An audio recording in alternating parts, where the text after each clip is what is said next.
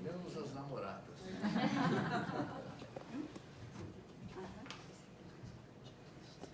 Você senta na segunda. Aqui? É.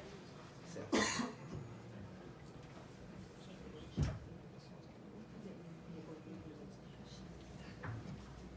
Nós temos um ritual. Começa com bom dia. Bom dia. Começa com a abertura pela Thaís. Está com a palavra. Só quero pedir, antes de tudo, tem um ar refrigerado ali, me faz um mal desgraçado. Acho que tá ventilando. Tá só na ventilação a gente... Não tá gelado, mas já tá desligado. Não dá para virar para o outro lado, para não bater aqui na minha cara? Não, pode ligar, não há problema. Vamos lá.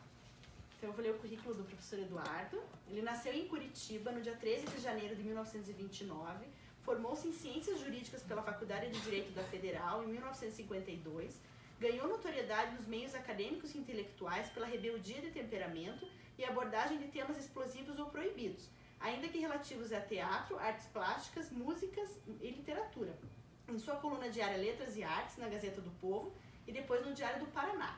Atribui o amadurecimento de suas ideias, formação profissional e intelectual, ao convívio do Café Belas Artes, ponto obrigatório de reuniões até a década de 50.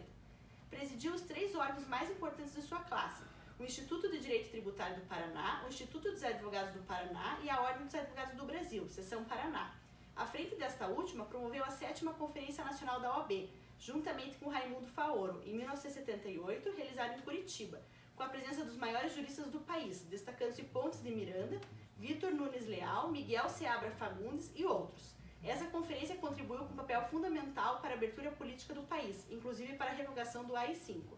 Ele foi eleito presidente da Associação Paranense de Letras para o biênio 2011-2012, empossado em sessão solene no IAP, em 16 de dezembro de 2010. Tomou posse na academia em 22 de setembro de 1994, recebido pela acadêmica Helena Collodi.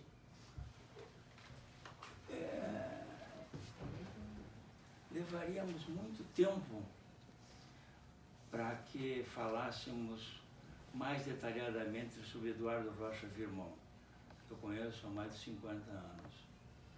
Na arte, na literatura, no jazz, na música clássica, na advocacia, na Academia Paranaense de Letras. Ele é quem é o editor da revista da Academia, que vários de vocês já têm, Academia.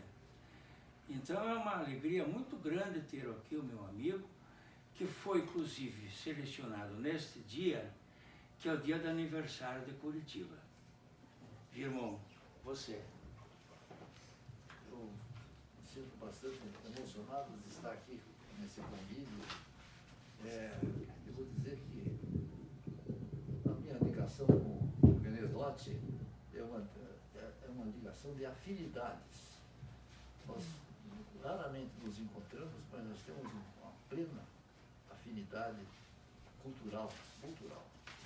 Política é outra coisa, porque é direito penal, e eu fiz direito penal no começo, junto com o Vieira Neto, e depois as coisas vão, quem for advogado vai saber que as coisas vão mudando, e a gente vai saindo daquilo que estava fazendo. Por exemplo, eu ia, nós tínhamos uns clientes lá em Antonina, que era o pessoal do Porto, o pessoal, não cobrávamos nada, e eu pegava o trem, descia o trem, descia em Morretes e pegava um outro trenzinho que ia até Antonina. E assim, eu fiz muitas vezes para ter audiências lá com os juízes, sempre dispostos a decidir contra aqueles pobres coitados que trabalhavam no Porto. E assim também foi e aí essa ligação em matéria trabalhista nunca mais eu tive. É como o caso de direito penal. Nós tivemos alguns casos muito importantes lá no escritório, mas foi capitaneado pelo Vieira Neto, que o Vieira Neto era nosso chefe. Eu trabalhei com ele desde 1951, 1950. Eu era estagiário, não era estagiário que se chamava, e sim era como é que se diz? Era quase um advogado, só que eu não podia assinar a petição inicial, nem recursos. Isso foi até me formar, né? Mas nós, eu e o Exaurino, Gomes Patriota, fomos sócios do Vila Neto desde o começo. Ele nos propôs sociedades, ele ganhava proporção. Era uma coisa, de certa maneira, injusta. Às vezes é injusta para nós e injusta para ele, né? Ele tinha que dividir o honorário com 2 piás, como eu e o Exaurino, né? Mas o Vila Neto não se importava muito com essas coisas. E foi uma grande experiência essa. Então, ali, o direito penal nós fizemos algumas vezes, né? Algumas vezes. E os outros de direito penal, casos que eu tive, eu chamava, conforme a vontade do cliente, ou o doutor René Dotti ou o Hélio Narese. O Hélio é um bom companheiro, porque ele tinha uma autoridade tremenda, né? É verdade. Na audiência, ele como advogado tinha uma autoridade tremenda sobre os juízes e o promotor. Aquela personalidade muito ativa do Hélio. Tenho saudade do Hélio. Você também deve ter. Aí o que houve com o Renê é que o Renê perguntou para mim, foi lá no escritório, se tinha algum escritório que pudesse trabalhar. Eu disse, olha, tem lá o doutor Salvador de Maio. E ele foi lá no Salvador, já entrou, já começou a dominar o escritório todo. Ele com o Hélio Narese. E foi assim, estabelecemos uma relação muito boa de camaradas. Acho que o nosso escritório não cabia mais. Nós já tínhamos o Jorge Gon, que entrou para o escritório, então ficou muita gente, não tinha dinheiro para pagar as contas, né? Tinha que pagar as contas, nós não recebíamos. O Vila Neto era do Partido Comunista, então havia muita gente que não entrava lá no escritório por causa dessa vinculação, né? Mas os grandes, nunca se importaram, os grandes clientes do Vieira, como a Plumbo, por exemplo, nunca se importaram com os troços do Partido Comunista. Só os pequenos que tinham essa restrição, né? E o Vieira era, de fato, comunista autêntico, verdadeiro, né? Mas eu não era. O Exaurino era. O Exaurino era do Partido Comunista. E o Exaurino, de vez em quando, era preso. Caixa de pancada. Isso, caixa de pancada, isso aí. Minha introdução sobre a Raquel de Queiroz. A Raquel de Queiroz, eu não sabia. A Raquel de Queiroz me deu os 2 livros dela. Um dedicatório, eu tenho lá para provar, né? Que ela me deu. E aí eu falei com o Raimundo, pois ela teve uma gentileza tão grande, é uma pessoa tão doce, a Raquel, não é? Que é, mas ela é brava. Eu digo, o que acontece com ela? Ela virou caixa de pancada, de 37 para diante. Cada vez que ele prende os suspeitos, lá vinha, era presa. Raquel é uma escritora formidável. Ela escreveu o primeiro livro com 20 anos de idade, e esse livro disputa com o Fogo Morto de José Lins do Rego, é da turma do Nordeste. Escreveu 3 livros importantes lá no Nordeste. Depois ela veio morar no Rio de Janeiro. Por que eu estou contando isso? Por causa da nossa afinidade e das letras e artes. E do teu conhecimento de literatura. E aí tá. Então, quando eu fiquei dirigindo essa página Letras e Artes, lá da Gazeta do Povo, e depois, quando eu fui para o Diário do Paraná, eu percebi aquelas colaborações para a página de literatura, antigamente, foi até um suplemento, uma certa época, e eu dizia, bom, tenho que coletar colaborações. Eu disse, não, tem uma que é garantida, o René Duarte. Ele manda sempre o artigo dele, infalivelmente. Saiu em todas as semanas, saiu um artigo do René. E o meu também, porque eu era o diretor da página. E eu escolhia alguns sujeitos importantes ou não. Mas eu quero agradecer muito a lembrança do René e vocês todos estarem com paciência ouvirem o que eu vou dizer.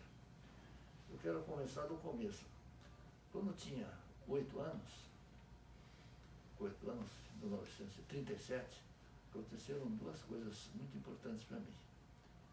Quando eu acordei de manhã, fazendo 8 anos, minha mãe foi ao quarto, eu ainda deitado, e ela recitou o poema Meus 8 Anos, de Casimiro de Abreu.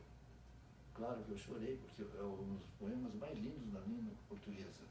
Ela fez isso. Minha mãe fazia essas coisas. Bom, eu sou filho único, né? Tinha certos privilégios. E aí, depois, um certo dia, ela disse, filho, vamos ali, tem um desfile da Ação Integralista Brasileira. O desfile estão fazendo todo o Brasil.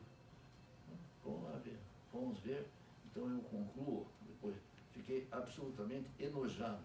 Eu tinha apenas 8 anos e desde os 8 anos eu sou antifascista. Militante, assim como o René. Nós enfrentamos muitas coisas desagradáveis e também com certas compensações, que é o reconhecimento. Né? E aí, então, depois, minha mãe me deu de presente o Tesouro da Juventude. O Tesouro da Juventude tem 18 volumes. Eu conheço, eu acho que eu tinha 11 anos, que foi formidável para mim, para a nossa educação. Quem teve essa oportunidade de ter o Tesouro da Juventude, que eram uns livros sensacionais, abarcaram, esses 18 volumes, abarcaram a inteligência do mundo inteiro, dos gregos, dos egípcios, dos gregos, até recentemente, até o último número da última edição que eles faziam, nós revisemos sempre, né? E aí eu ganhei esses livros e foi muito útil para mim. E mais tarde,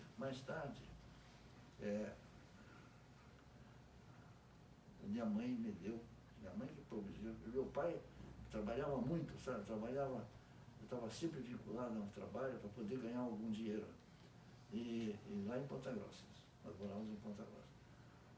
E minha mãe me deu, aí já estávamos aqui em Curitiba, porque daí eu fui para o Rio de Janeiro, onde eu morei com um tio meu, que era coronel do Exército. Apreciei muito o pessoal do Exército, até hoje tenho uma certa admiração. Por exemplo, a minha tia, isso eu aprendi com ela fazia, ele recebia um pacote de dinheiro, 1943, 44. O pacote, os vencimentos dele, o soldo e tal, vinha num pacote. Esse pacote, ela pegava o pacote, tirava o dinheiro e dividia em pedaços. Isso aqui para teatro, isso aqui para cultura, isso aqui para as feiras, isso aqui para a aula do Luizito, meu primo que estudava violino, isso aqui. Ela dividia tudo no pacotinho. Por quê? Porque ganhava pouco. Era coronel do Exército e não ganhava muito. Eles ficavam contentes com o que ganhavam. E era sempre uma vida dura. E eu acompanhava tudo aquilo, né? Bom, então tem outra história da minha mãe. Minha mãe, eu vi na biblioteca, tem a biblioteca do meu pai, de um lado, meu pai gostava de livros policiais. E minha mãe abrangia a literatura.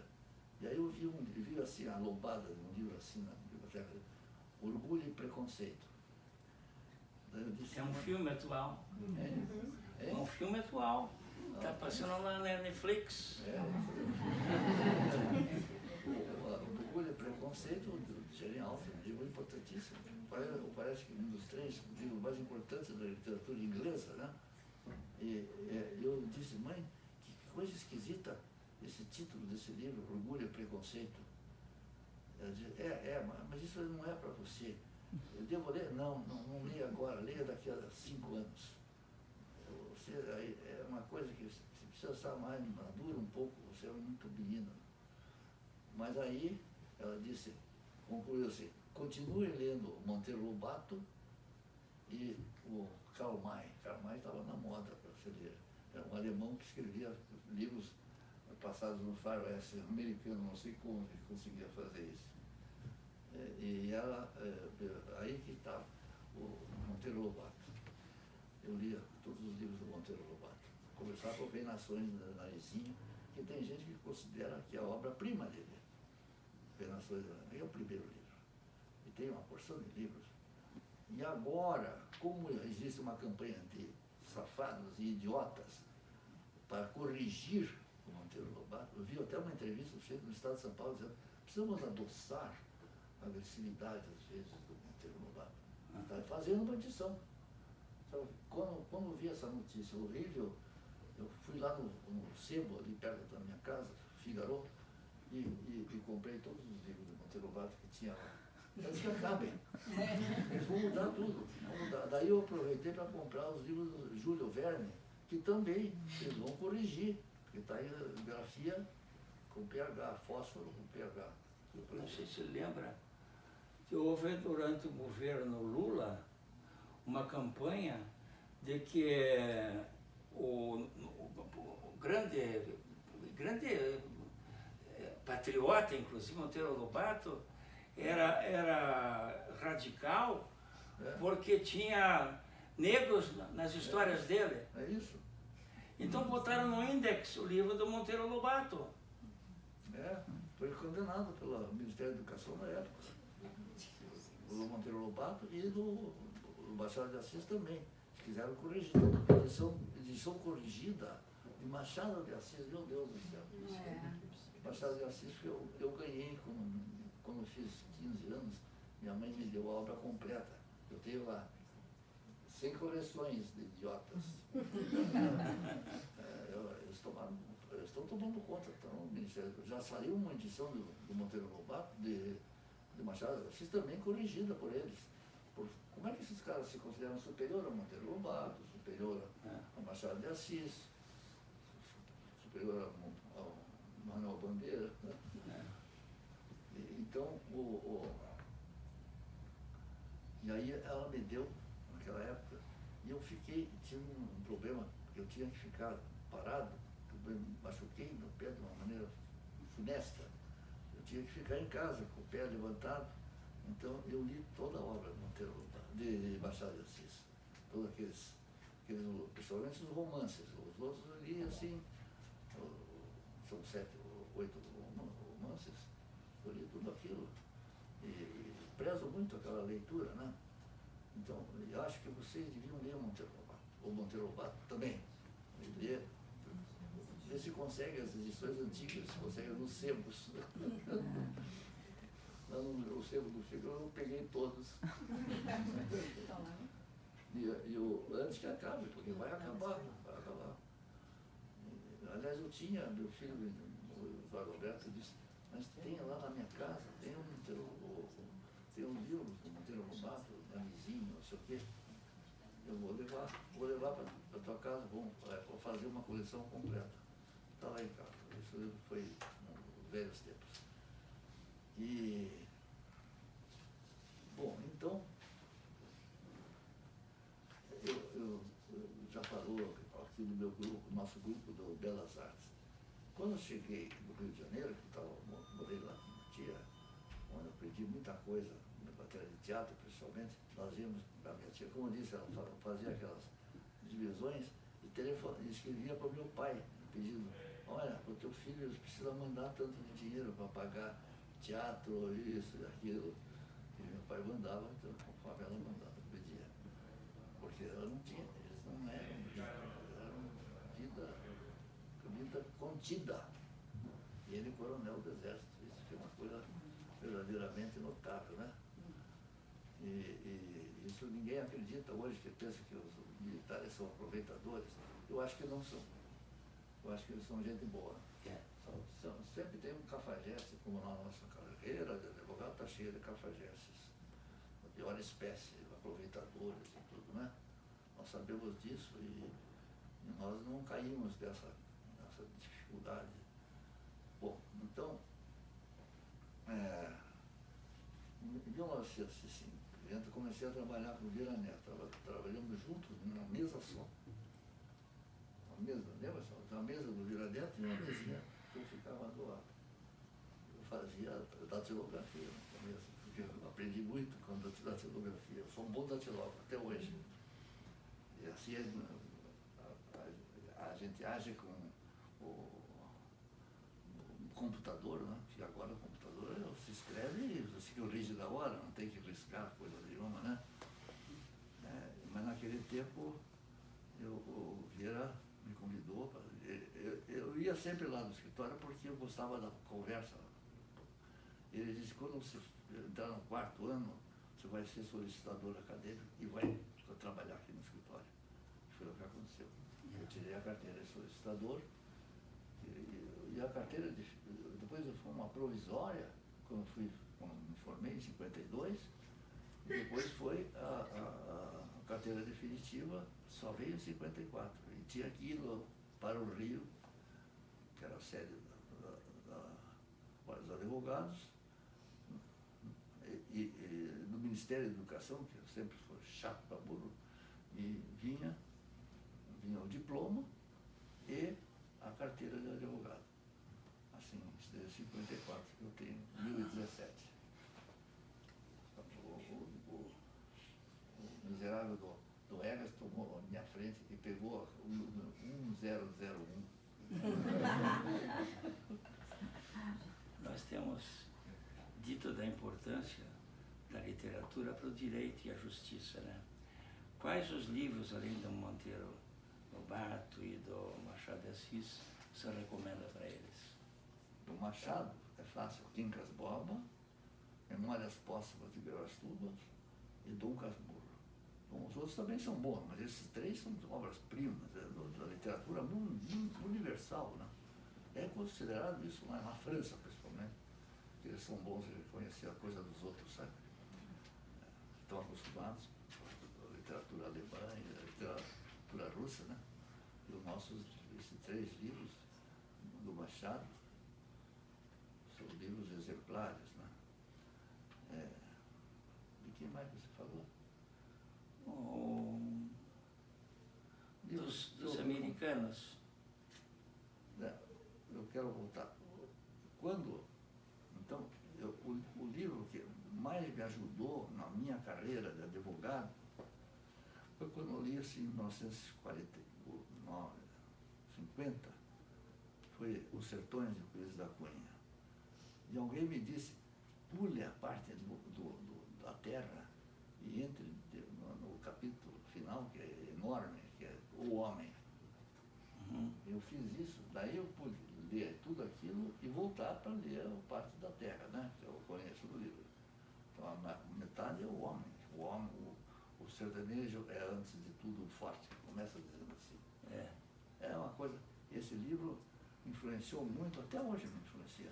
Eu pego o livro para reaprender as coisas, como a gente ouve Beethoven, a 5ª Sinfonia, a 7ª Sinfonia, para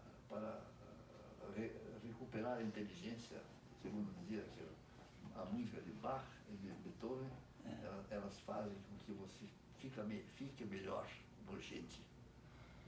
Isso eu considero inteiramente verdadeiro, né? E aí, essa foi uma contribuição. A minha mãe era muito bem, muito culta, muito preparada, né? Meu pai também era, mas meu pai era muito ocupado, como eu acabei de dizer.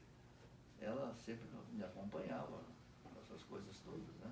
Na Conferência Nacional da Ordem, ela estava sentada na 2ª fila. Foi em 78. Já velhinha. Eu estou vendo o Joaquim Melo. Muito bem. Bom, então, a vida da gente, Os Sertões de Euclides da Cunha, para mim, é um livro básico. E agora, já vi que vai ser sorteado aqui o Grande Sertão Veredas. O primeiro. O Orlando Carbonar estava estudando, estava no Itamaraty fazendo provas. E eu fui com o Fausto Castilho ao Rio. Eu disse, vamos fazer uma visita ao Orlando Carbonar, lá no Itamaraty, que ele está fazendo prova. E chegamos lá, encontramos Fácil com ele. E ele disse, eu vou fazer uma prova daqui a pouco, vocês vão assistir? Vamos, lógico. E aí, quem era o examinador dele, Guimarães Rosa. Professor do Itamaraty. E depois, então, ele nos apresentou o Guimarães Rosa e o Guimarães Rosa nos convidou para tomar um cafezinho. Sentamos numa mesa e ficamos lá mais de uma hora conversando com ele. Eu aprendi que gente importante, de verdade, é simples. Um bestalhão não consegue ser importante porque ele tem aquele freio da vaidade, da sua malquerença da vida, sua crítica permanente a tudo que se faz de inteligente. E os homens assim são simples, né? Por exemplo, eu fui, não contei uma coisa muito importante para mim, isso o René chegou depois, não viu? O Café Belas Artes, no colégio estadual que eu fiquei, colégio paranense, que se chamava Ginásio Paranense, eu entrei lá e tinha uma turma. Essa turma tinha os que a gente considera os bestalhões, eu acho até injusto, tinha Afonso Camargo, Saul Raiz, eu sou da direita, e o Itamar Wurman, que era da esquerda, e o Antônio Carlos Seara, e eu fiquei incorporado com eles. E o Itamar me levou, o Antônio Carlos Seara foi um engenheiro notável lá depois disso tudo, lá em Santa Catarina, trabalhando lá nas Minas, como engenheiro. E o Itamar Wurman chegou a ser diretor da Faculdade de Medicina de Ouro Preto. Ouro Preto não, Ribeirão Preto, desculpe, Ribeirão Preto. E ele me levou lá no Café Belas Artes, e eu fui apresentado aquelas figuras que tinha lá, que estavam todo dia lá. O Armando Ribeiro Pinto, o José Paulo Paes, Glauco Flores de Sabrito, Marcel Ferreira Leite, tinha mais gente. Não? Era uma turma fantástica. E eu, então, toda tarde ia lá, e a gente falava sobre literatura, eles queriam que eu falasse sobre música. E eu me tornei crítico de música, clássica, claro. E foi uma coisa muito, muito boa para mim, essa convivência com essa turma. Não é? E aí, 3 deles, o Glauco, o Zé Paulo depois se transformou um poeta reconhecido no Brasil inteiro, mais do que o Glauco, embora ele achasse que o Glauco tinha mais valor que ele, Glauco Flores Sabrito. O Zé Cury publicou 3 livros desses 3. E naquele tempo a gente não ia. O José Cury tinha o Panorama, a revista. Tinha. Contam que em 1964, no dia 31 de março, à noite, a inquietação nacional era muito grande. Alguns estavam aderindo à chamada Revolução, outros eram contra. O Ney Braga estava preocupado, era o governador, e aí alguém disse assim para o Cury, fale para o governador qual é a tua opinião. E ele, não, eu vim aqui resolver minha fatura. Vamos sortear o Guimarães Rosa. Você vai ser o sorteio. Vamos ver para quem vai cair.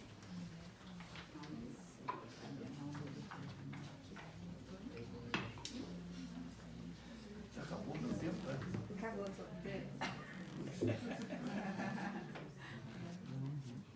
Esse aqui, ó.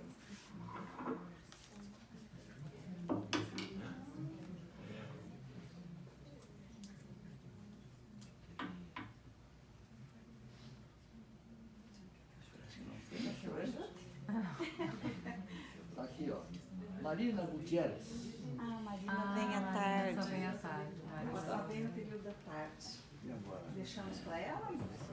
Deixa para ela, né? Agora, vamos ao segundo. Esse é como o seu, Nilo. Nilo Batim. Flávia. Flávia.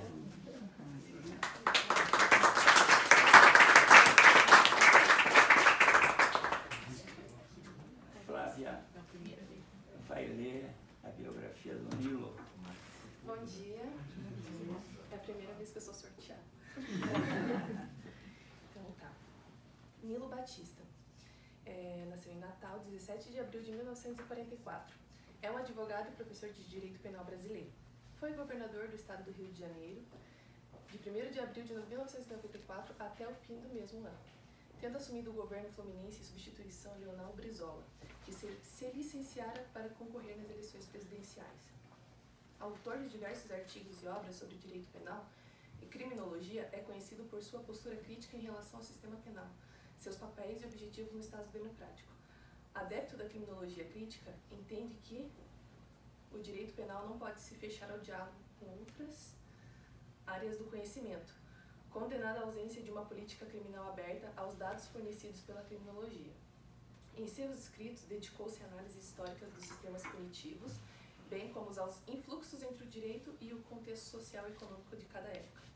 Com uma postura socialmente contestadora, procura ligar o fenômeno criminal aos problemas sociais como a pobreza e a má distribuição de renda, criticando a postura do Estado. Dentre suas produções, destacam-se, entre outras, Direito Penal Brasileiro, Teoria Geral do Direito Penal, escrito em conjunto ao argentino Eugênio Raul Zaffaroni, Introdução Crítica ao Direito Penal Brasileiro, Punidos e Mal Pagos, e Matrizes Ibéricas do Sistema Penal Brasileiro. Vem aqui tirar conosco, não, vem até a volta. Tira junto conosco aqui. Deixa eu tirar aqui com o próximo. Isso, mostrando o livro. Aqui,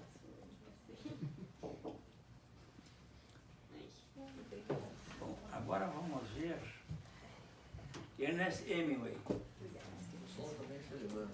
Que tal?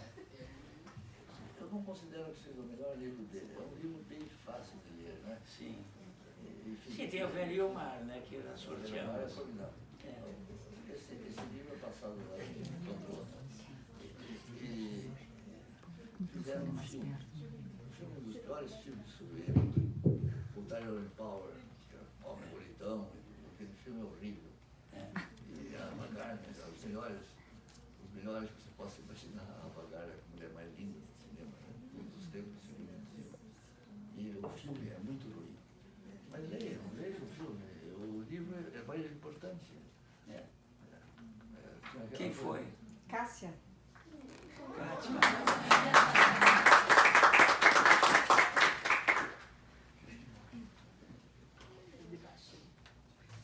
Bom dia, Quem vai ser? Obrigado. Bom dia a todos. Ernest, 1899 e faleceu em 1961, foi um escritor norte-americano. Nasceu em Ola Park, Estados Unidos. Com 17 anos, já escrevia para um jornal. Só um pouquinho, respirar um pouco.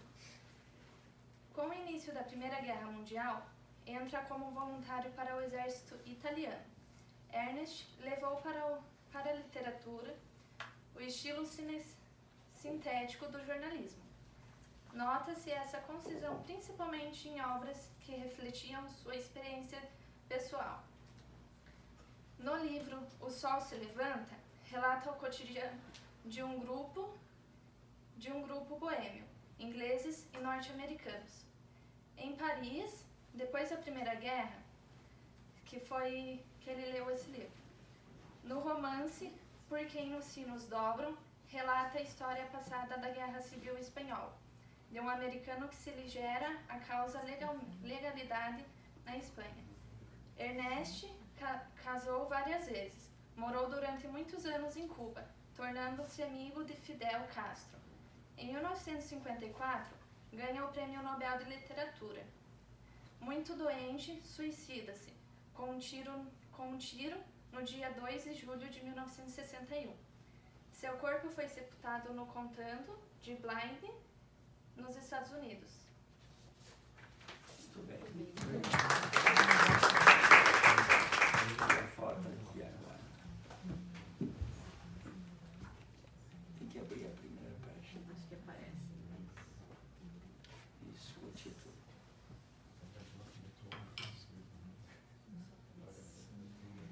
E o último, Alex.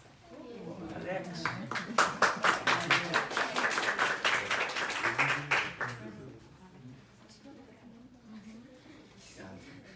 Bom dia, pessoal. Um nome complicado. Marion Zimmer Bradley. Acho que é assim, puxei o inglês que eu tinha lá. Escritora norte-americana, nascida 3 de junho de 1930, em Albany, no estado de Nova York. Começou a escrever na adolescência, tendo fundado uma revista para amadores de ficção científica aos 17 anos de idade. Em 1949, ano em que casou com Robert Alden Bradley, apresentou uma história ao concurso mantido pela revista de ficção científica Fantastic Amazing Stories, pelo que realizou sua primeira venda. Em 1964, obteve o seu diploma pela Universidade de Harding-Simmons, em Abilene, no estado dos Texas. Nossa, tô gostando tudo do meu inglês. No estado do Texas. Fazendo depois estudos de pós-graduação na Universidade de Califórnia, em Berkeley, em 1965 a 1967. Reorientou-se da ficção científica para o gênero de fantasia.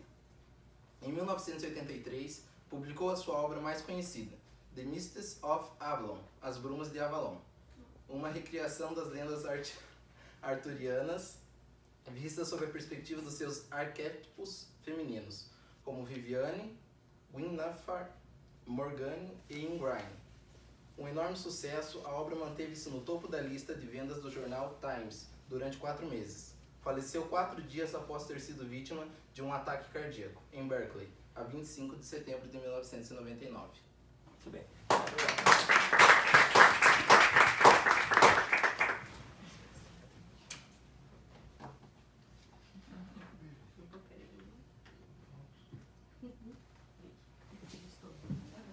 Eu chamo Jaime.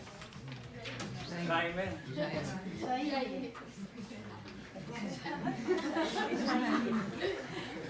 Então, eu fui sorteada no último encontro para falar sobre o livro Como Fazer Amigos e Influenciar Pessoas, de Dale Carnegie. Muito bom o livro. Esse livro foi publicado em 1937, só que é um livro bem simples de ser lido. O autor parece que está conversando com você, ele interage com você e você consegue entender de uma forma bem tranquila. O livro trata sobre...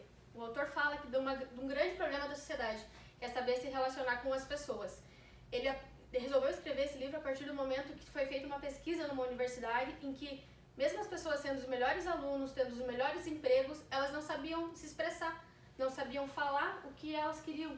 Então ele escreveu esse livro basicamente com dicas, conselhos do que você fazer para se relacionar, ter um bom relacionamento com as pessoas.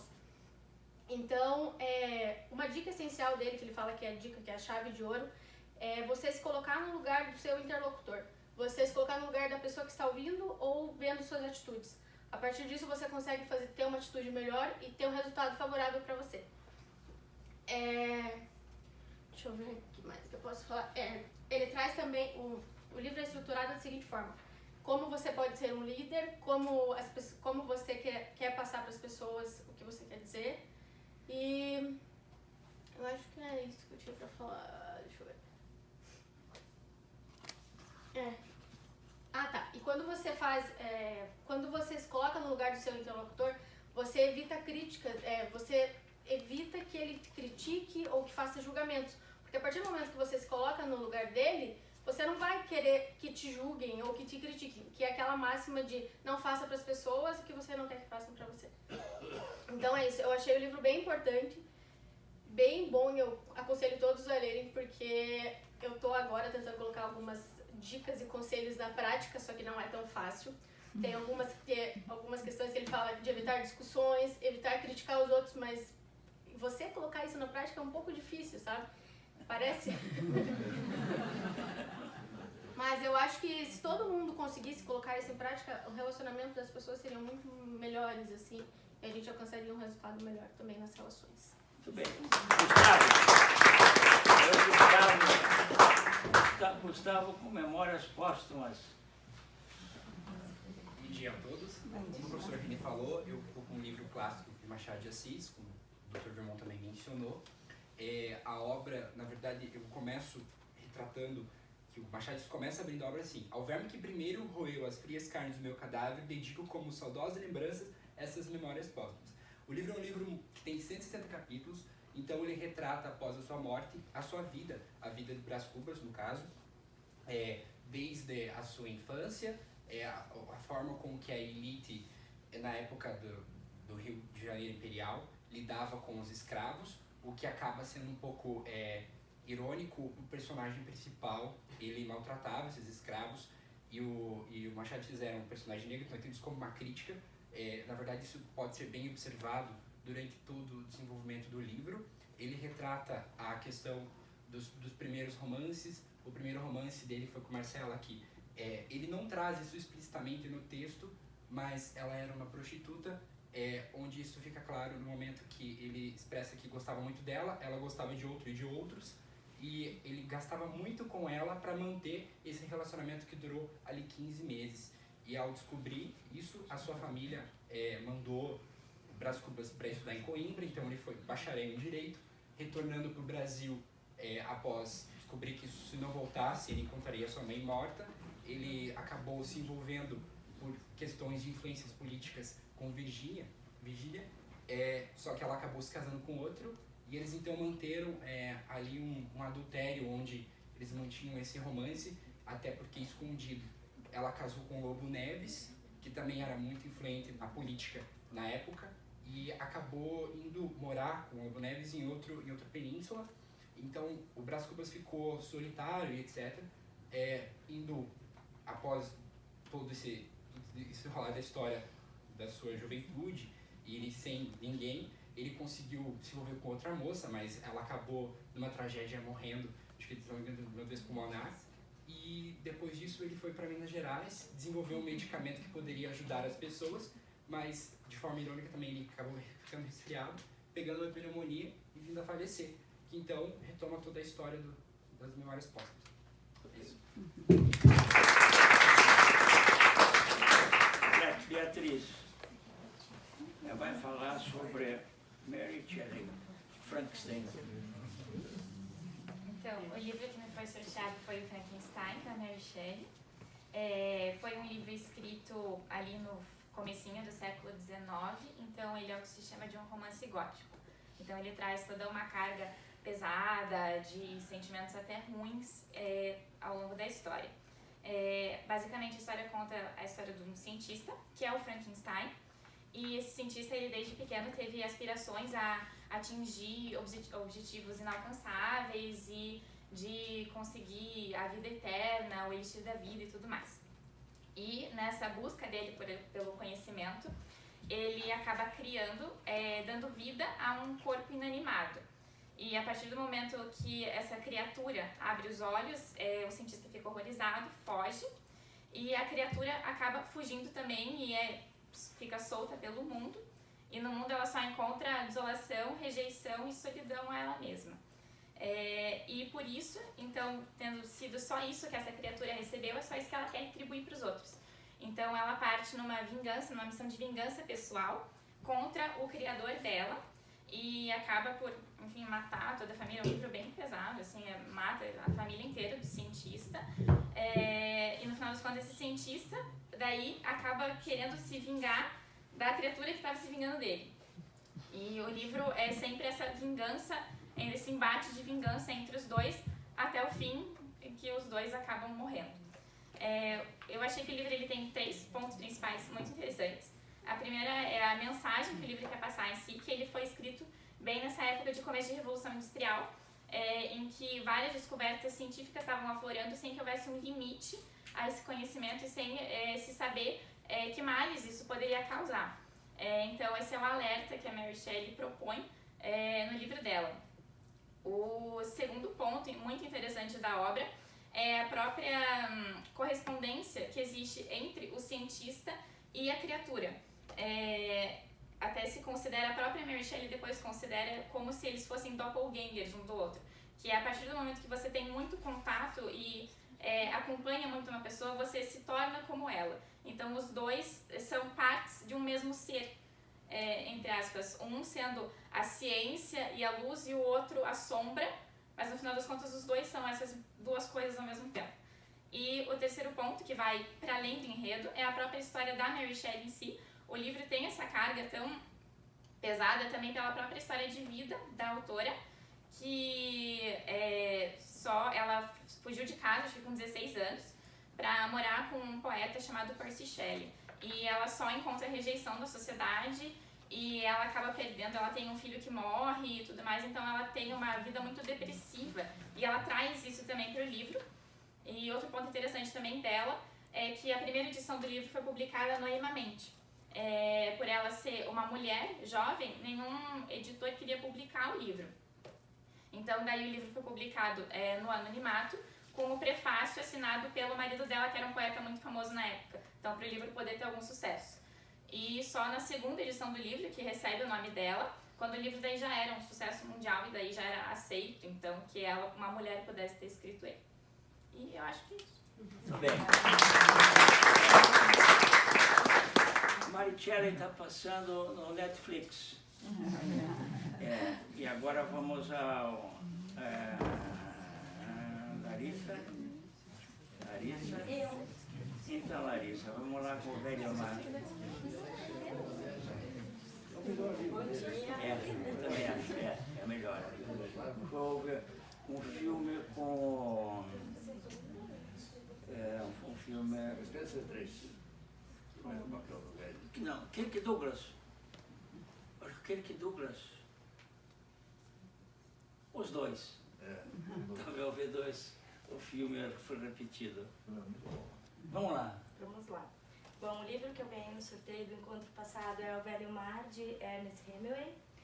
Esse livro ele foi escrito pelo autor quando ele morava em Cuba, em 1951, foi publicado em 1952, foi o último livro publicado enquanto ele era vivo ainda. Uma curiosidade bom, aqui atrás do livro, até nessa edição, fala a melhor história que Hemingway escreveu. Uma curiosidade que com esse livro o autor ele foi qualificado para o prêmio, para concorrer ao Prêmio Nobel de Literatura em 1952, no qual ele foi vencedor. Até tem, quando eu fui pesquisar essa curiosidade, ele fala aqui que ele foi vencedor por sua maestria da arte narrativa demonstrada em O Velho e o Mar e pela influência que exerceu no estilo contemporâneo. Em relação à leitura, minha opinião é que ela é muito leve.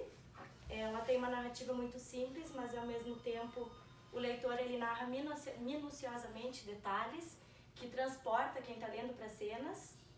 Ele não tem uma narrativa com tramas mirabolantes, assim, é uma leitura bem simples e assim delicada, sabe? É gostoso de ler e é rápido, passa rápido. Em relação à história, em breve síntese, assim, quem tiver interesse eu posso emprestar o livro. Narra o protagonista da história. Ele é um velho pescador, ele leva uma vida muito simples e ele está numa fase de assim, maré de azar. Ele está 84 dias sem pescar nada, que ele sai para alto mar e ele volta sem nada. A partir disso ele começa a sofrer até uma pressão social, assim, porque ele vê os pescadores mais jovens voltando com peixe, com todo um aparato mais moderno, com novas técnicas, e ele procura manter aquelas tradicionais que ele sempre teve e fez durante a vida e sempre deu certo, e que naquele momento, infelizmente, ele não estava contando com a sorte. Ele tem um amigo bem mais jovem que ele, que inclusive ele ensinou esse menino a pescar. Esse menino é apaixonado por ele, assim, a narrativa da amizade que eles nutrem, o carinho e cuidado que eles nutrem um pelo outro é muito legal. E esse menino não pesca mais com ele, porque ele está nessa maré de azar, e os pais desse menino colocam ele para pescar com outros pescadores. Mas esse menino, pela amizade, pelo carinho, continua ajudando ele, incentivando ele. E ele até que um dia, no 85º dia, ele sai pescar sozinho, se despede do menino e ele fisga um peixe. Só que esse peixe oferece uma existência brutal, assim. Até a maior parte da narrativa do livro é essa luta que ele tem durante dias para conseguir retirar esse peixe d'água. E mostra toda a superação e batalha e até psicológica dele, assim. Em certos momentos ele quer desistir e ele não vou. Isso é gostosa a leitura. Então, quando ele consegue fisgar o peixe e retirar o peixe d'água, ele amarra o peixe no barco, pode ser um peixe muito grande, assim. Só que tem outro problema que acontece, os tubarões começam a atacar ele corre risco de vida, tem mais todo um embate. E quando ele chega à costa, na praia, os tubarões comeram toda a carne do peixe e ele tá só com a carcaça. Sim. E o que acontece? Daí quando ele chega na praia, todos aqueles pescadores que subestimavam ele, veem esse peixe, veem a carcaça no caso, né? E pensam, nossa, ele não é só um simples velho, ele superou a si mesmo, ele superou as dificuldades e passam a respeitá-lo novamente. Então, assim, a essência do livro, na minha concepção, é a amizade, é a superação do próprio homem, a perseverança e a fé, que ele trata como sorte, eu vejo como fé. Muito bem. Vou pedir que o irmão encerre o nosso... Eu queria contar algumas vantagens. Por exemplo, um dia eu fui a São Paulo, perto do microfone. Eu fui a São Paulo e saí do hotel, estava na Avenida São João, e fui logo em seguida na livraria Brasiliense. E lá encontrei com o Claro, irmão da Dalena Guimarães Alves. Claro, o que você está fazendo aqui? Eu estou trabalhando aqui na livraria. Então vamos almoçar, você vai almoçar? Não, você vai fazer o seguinte. Agora é meio-dia, você vai almoçar, faça o seu programa. Às 5h30 vem aqui, você vai ter uma surpresa. Você vai gostar. E quando chegou aquela hora, eu estava lá, firme. De repente entra o Monteiro Lobato.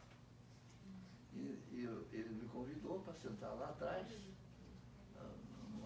numa mesa, umas cadeiras que tinha atrás da livraria, no fundo. E ficamos conversando. Até às 7 horas que eu disse, eu tenho que ir embora. Minha mulher não perdoa, eu tenho que estar às 7 horas para o jantar. Mas volte aqui amanhã. Era uma quarta-feira, então eu voltei no dia seguinte, na quinta, e voltei na sexta. Depois, quando eu chegou, agora você vai embora, eu vou embora para Curitiba amanhã. Felizmente, é porque nós não vamos ter livraria amanhã. Não tinha livraria naquela época. E assim eu tive essa grande oportunidade de conversar com aquele homem espetacular. E eu comecei a contar que eu levei os 3 livros para o Rio, dos autores aqui de Curitiba, porque naquele tempo, 1946, 1947, não se viajava muito, era difícil viajar até o Rio de Janeiro. Viajava de ônibus, naturalmente levava 12 horas, 15 horas para chegar no Rio. E aí eu peguei os livros e fui à livraria José Olímpio e distribuí para o Graciliano Ramos, em primeiro lugar, para o Walter Maria Carpo, para o Arthur Ramos, que é um antropólogo notável, e assim, daí, onde é que eu encontro o Carlos Drummond de Andrade? Ele disse, bom, você vai lá no Ministério da Educação. Ele era secretário do Ministério da Educação. E eu fui lá falar com ele, eu dei o livro e disse, não, aqui não dá. É muito obrigado pelos livros, mas você pode ir lá em casa, à tarde, nós vamos jantar juntos. E assim, eu fui lá na casa dele, em Copacabana, né? E ele disse, aqui não tem jantar. Nós vamos comer ali uma pizza, aqui no Alcazar, na Avenida Atlântica. E fomos lá, conversamos até tarde.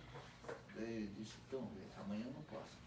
Mas depois da manhã, vem aqui outra vez, vamos jantar outra vez juntos.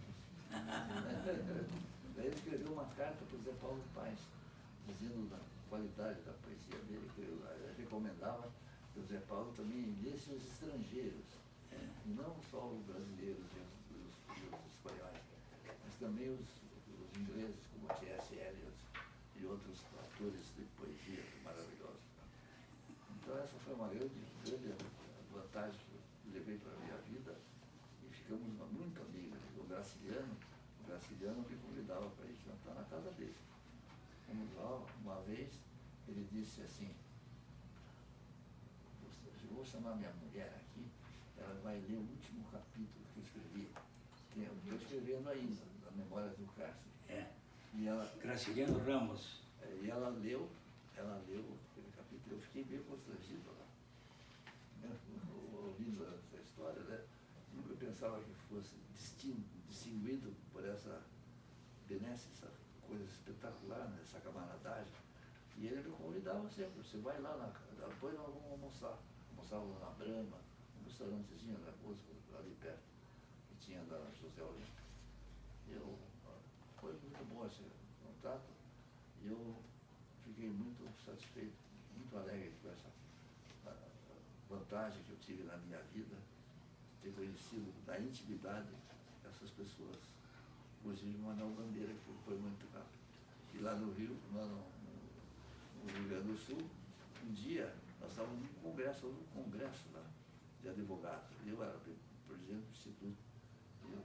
E um deles disse assim, vamos lá na casa do Érico Veríssimo. Disse, não, estou com preguiça. Ah, você tem preguiça? Quem é você para desprezar uma visita para o Érico Veríssimo? Quem é você?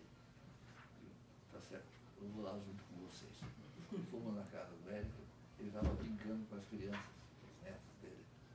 E ficamos lá, fiquei admirador pro resto da vida do Érico Veríssimo, pelas suas atitudes de bondade, a bondade que se extravasa, você vê como a pessoa é boa, né? Você sente isso, aquele calor humano que ele tinha. Então, são essas vantagens que eu queria contar. Tem outro lá de São Paulo. São Paulo, por exemplo, eu tinha muitos amigos, inclusive fiquei hospedado muitas vezes na casa do Ianelli, que pintor importante no Brasil. E agora, São Paulo só tem um amigo, morreram todos. Só sobrou o Samuel Macdowell Figueiredo, que foi o advogado do Herzog, a família do Herzog, que ganhou a causa, a primeira vez que ganhou uma causa contra do Ele viu com aquela cantora, a grande cantora gaúcha. Elis Regina. Irmão, deixa eu contar, para encerrar, o maior feito do Eduardo Rocha Virmão. Nós gastaríamos muito tempo, teríamos o prazer de ouvir tanta coisa, mas eu acho que a grande conquista foi em 1978. Ele foi o coordenador, era presidente da Ordem dos Advogados do Paraná, foi o coordenador no Paraná da 7ª Conferência Nacional da OAB. Foi em abril de 1978. O número de participantes foi extraordinário. 1.800. Pontes de Mirandas, etc. Teve uma repercussão nacional, porque em 78 ainda estava em vigor o chamado Ato Institucional número 5, que caçava mandatos, decretava o recesso do Congresso Nacional, de Câmara, de parlamentos, etc. E foi aquele evento, sob a presidência do Conselho Federal do Raimundo Faoro, que abriu a possibilidade de um diálogo de Raimundo Faoro com o presidente Geisel, um dos últimos presidentes da ditadura militar. Aquele evento, aquela conferência nacional, abriu possibilidade para que se revogasse esse ato número 5, em outubro de 78, e logo em seguida, logo depois, no ano de 1979, nós tivemos a liberação da imprensa, que estava sob censura, e começou o caminho para a restauração da democracia. Este foi, entre outros, o maior triunfo de um advogado brasileiro chamado Eduardo Rocha Virmão, que está aqui.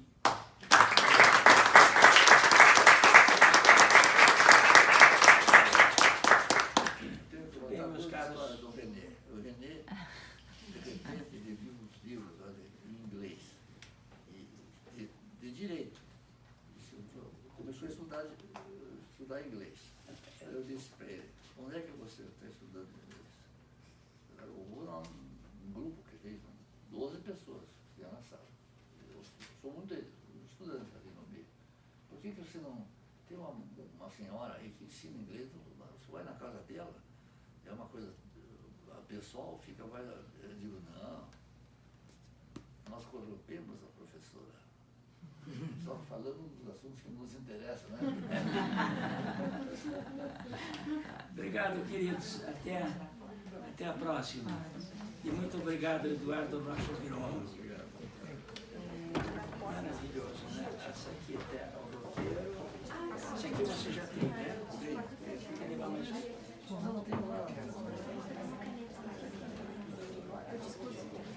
Mas é bom levar mais um. Vou mostrar para a Lélia, é mais fácil. Vamos tirar agora. Fica calmo. Vamos tirar uma foto. Procurando. Vem mais para frente, irmão. Vem mais para frente. Vamos lá.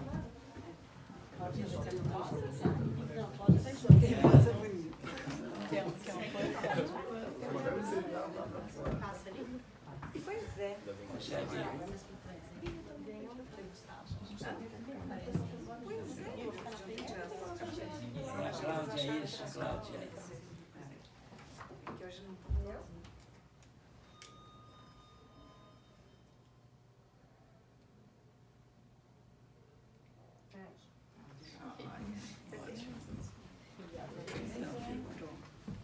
Obrigado.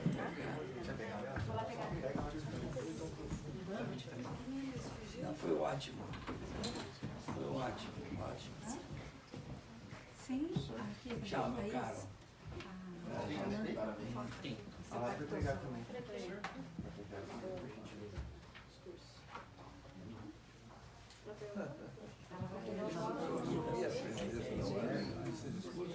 Achei em casa, trouxe para cá. Coisa nova. Para pedir mais um daqui, ele tem que ter um modelo daqui? Não, Você tem, eu né? tenho. Já está em convicção. Quero dois. Porque é mais fácil, não precisa mudar tanto de... Vocês estão dando um exemplo fantástico, extraordinário. À medida que eu tenho percebido que vocês viram muito bem ler, entenderam muito bem. Tem uma passagem que ele diz assim: eu gostaria que o Joey DiMaggio estivesse aqui. Joey DiMaggio era um campeão de beisebol nos Estados Unidos. Então ele diz: eu gostaria muito que o nome do pescador, eu esqueci, era Santiago, que o Joey DiMaggio estivesse aqui. É quando você tem alguma coisa importante que você pensa numa pessoa para estar ali naquele momento, né? Eu fico muito feliz com vocês assim, sabe? Irmão, eles vêm sem precisar assinar lista. Nenhum deles fura aula. Nenhum deles sai antes da hora. Furar a aula eu sempre furei.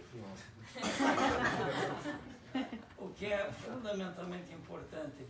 E passam a gostar da literatura também. É uma boa experiência, né? Que tal? O que tem achado? É muito legal. Vale a pena, né? Vale. Você lê um livro fabuloso. Sim. Pode ver no Netflix. Eu assisti o filme, maravilhoso, muito bom, né? Traz o preconceito contra a mulher na época também. Sim. Traz toda a carga dela, né? Nossa, eu achei muito legal. Acho que até a experiência pra gente ter a oportunidade de falar em público, se expressar, cuidar com o nervosismo, controlar as palavras. É perder assim, aquele receio de falar em público também, né? Sim. Isso é importante. Não ter medo de falar. Eu percebo, hoje foi uma coisa que eu percebi. Normalmente eu não conseguiria segurar nada na minha mão, assim, porque a tremedeira vem inconsciente, né? Hoje eu segurei o livro tranquilamente na mão. Assim. Foi o dia que eu me senti mais tranquila. Progresso. Exato. Isso vai dando confiança, né? Assim, a gente vai se sentindo mais... Sim, por favor. As primeiras vezes eu não conseguia segurar nada na mão. Você já faz leitura aqui? Já, professor. Mas o livro foi... Um convidado, inclusive, era Bala apesar que agora eu sou mais velho. Você fica uma árvore. Agora eu sou mais velho. Na academia, eu não sou mais velho porque a teoria Bala, 94. tiro não lembro o nome agora. Mas Mas não foi lá parece, nessa ali, foi lá no professor, não parque de reuniões lá embaixo ainda. Aí a gente estava sentado, era mais confortável, assim. Quem é o próximo? Eu.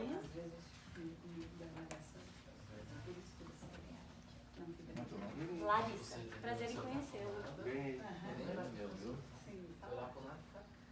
É muito importante a leitura dessa oração dele, porque era um momento muito preocupante. Em 77, havia ainda os governos militares, a oposição estava cerceada porque houve cassação de mandatos, houve o chamado recesso do Congresso Nacional, isto é, fechadas o Senado Federal, a Câmara de Deputados e as Assembleias e Câmara de Vereadores durante muito tempo deixaram de funcionar.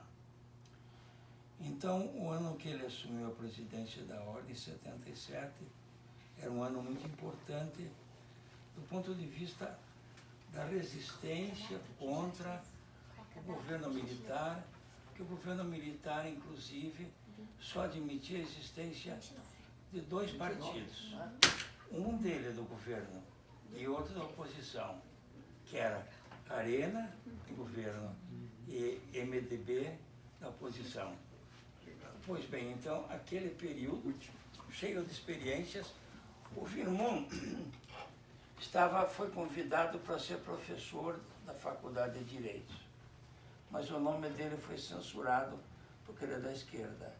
Não pôde ser professor por causa da ditadura. Fui indicado pelo Munhoz de Mello, e aí, quando eu cheguei lá falar com o Grego, O Grego. que era o reitor, eu disse, infelizmente você vai ter que conversar com o sujeito aqui em cima. Cheguei lá, o cara começou a dizer que tinha sido subversivo, não sei o quê. Essas coisas que eu fiz são coisas boas que eu fiz. Você pode fazer a sua retratação. Isso não tem que... Eu não preciso ser professor, uma merda.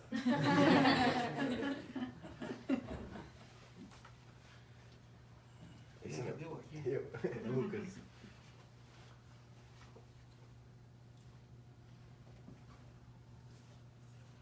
Bom fim de semana para vocês todos. Obrigado, professor. Tem uma boa história. Final de semana já está reservado. Assim você deixa um pouco também o computador, né? Ou pelo menos a internet um pouco, né? Porque você fala com a internet. Tem só esse aqui do Paulo, professor, que mas com o livro você imagina. Ele tem o Paulo. É que você conversa com o livro pela imaginação. Não é interessante você conversar com o livro melhor do que com o computador? A internet já vem pronto no livro. A internet já vem pronto, já vem tudo pronto. E no livro não, no livro você faz o cenário, os personagens, isso que é criador. Na internet você não cria. É como eu digo num artigo, se você acha que a internet pode tudo, escreva no computador uma carta de amor. Bom fim de semana. Fernanda, acho que só quer tirar Bons sonhos também. Claro, querida, vem cá. Deixa eu vir no meio. Vamos tirar. O mesmo fica em pé também, os três.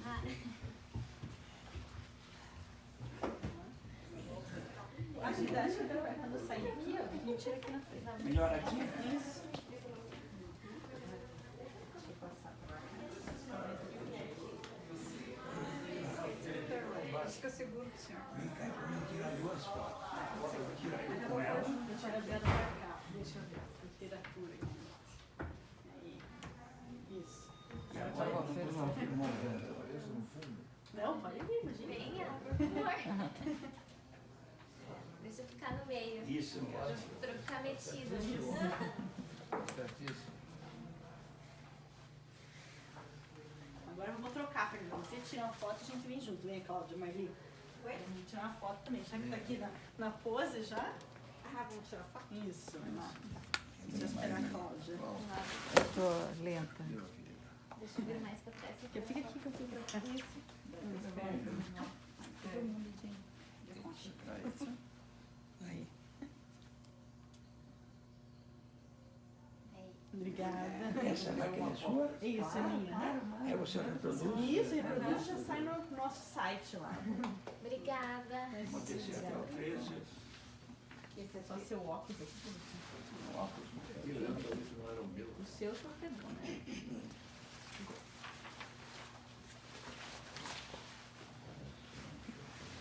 Quer que seja desmentir? Tá, pode deixar, tranquilo.